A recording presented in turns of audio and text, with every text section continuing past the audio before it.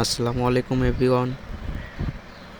এটা হলো 60 কেজির একটা হ্যান্ড গ্রিপার।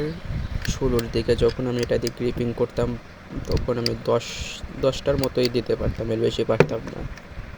এখন আমি প্রায় এটা দিয়ে 100-এর বেশি বার একসাথে গ্রিপিং করতে পারি।